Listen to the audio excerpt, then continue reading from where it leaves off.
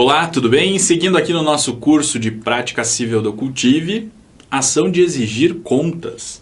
É isso mesmo que nós vamos ver agora. Vai que cai na sua prova do exame de ordem, aí você tem que saber como que você vai construir essa sua petição inicial da ação de exigir contas com base aí nas modificações trazidas pelo CPC de 2015. E aí a nomenclatura que nós vamos utilizar para a ação de exigir contas é autor e réu. Né? Então, é uma petição inicial, normal, com aqueles requisitos da petição inicial, e você vai indicar aí autor e réu, ou requerente e requerido, mas sempre lembrando que você utiliza a mesma nomenclatura sempre. Se você utilizou autor e réu, do começo ao fim, requerente e requerido, do começo ao fim. Quando que vai ser cabível a ação de exigir contas? Está lá no artigo 550 do Código de Processo Civil. E diz o seguinte: aquele que afirmar ser titular do direito de exigir contas requererá a citação do réu para que as preste ou ofereça contestação no prazo de 15 dias. Então a gente sabe que esse procedimento da ação de exigir contas é um procedimento especial, está lá dentro da parte em que o CPC trata dos procedimentos especiais. Então, sempre que a gente estiver diante dessa hipótese de alguém que tem o direito de exigir a prestação de contas e de alguém que tem o dever de prestar contas a respeito de qualquer coisa, o procedimento a ser seguido vai ser esse procedimento previsto aí a partir do artigo 550 do Código de Processo Civil, ok? Competência. Onde é que nós vamos propor essa ação de exigir contas?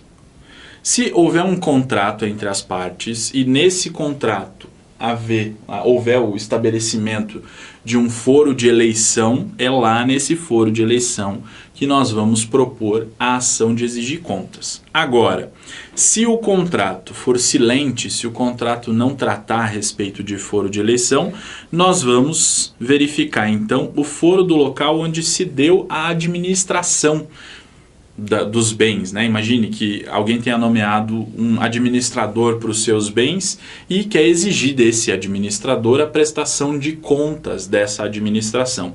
E aí a ação vai ser proposta lá no foro do local onde se deu a administração com base no que está previsto no artigo 53, inciso 3, a linha D do Código de Processo Civil. Agora, se essas contas devem ser prestadas por aquele que foi nomeado judicialmente, né, foi nomeado lá um inventariante, aqui, exemplo, um tutor ou um curador, ou mesmo um administrador judicial, eu vou propor ação no mesmo juízo que atribuiu o encargo. E daí, nesse caso, vou propor em apenso aos autos do processo principal. Ok? Então, você vai ter que verificar aí, no caso concreto, qual é a sua situação fática para saber se trata de foro de eleição, se você vai propor ação no local onde se deu a administração, ou então se tratar de aquele que deveria prestar contas de alguém nomeado por um juiz, e aí, nesse caso, você vai propor ação no juízo de onde partiu a nomeação. Ok? Então, competência está definida. Legitimidade.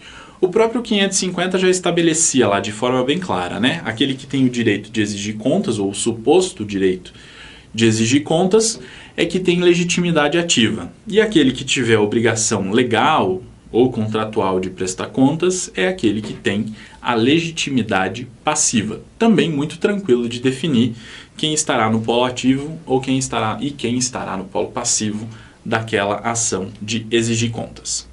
E aí na petição inicial, obviamente que você vai respeitar aqueles requisitos clássicos do artigo 319 e do artigo 320. Normal.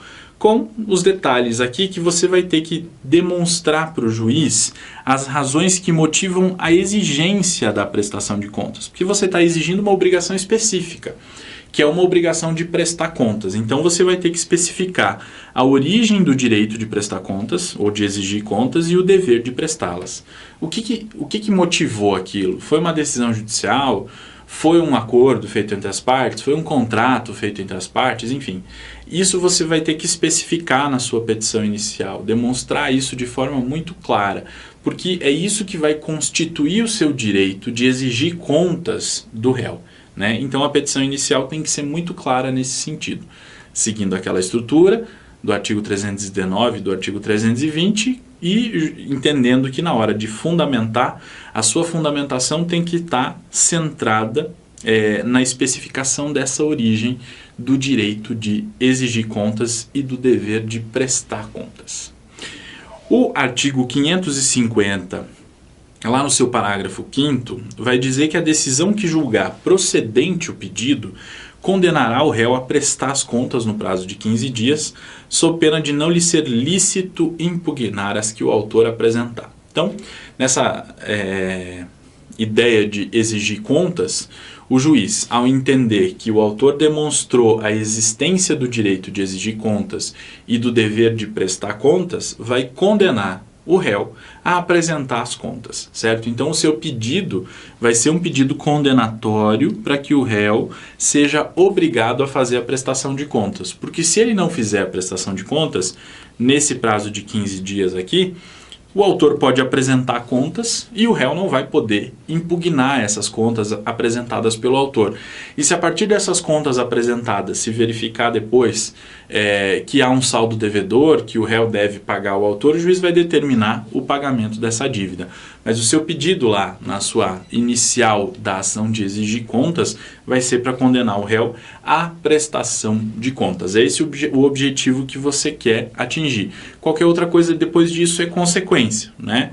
Porque se ele não apresentar em 15 dias, o autor vai ter a oportunidade de apresentar, e se houver saldo devedor, o juiz vai determinar, vai condenar o réu ao pagamento desse saldo devedor. Ok? O valor da causa. Aí, o valor da causa na sua ação de exigir contas é o valor do ato jurídico que estabelece essa obrigação de prestar contas. Então, está previsto lá num contrato, por exemplo, é aquele valor do contrato que você vai estabelecer como o valor da causa aqui, porque é aquele contrato que deu origem àquele direito de exigir contas e aquele dever de prestar contas, ok? Então, atendendo aqueles requisitos do 319, com essas diferenciações que nós fizemos aqui, você vai fazer uma super peça aí de ação de exigir contas, se for isso que vai ser cobrado lá no seu exame de ordem, ok? Nos vemos na próxima. Até lá!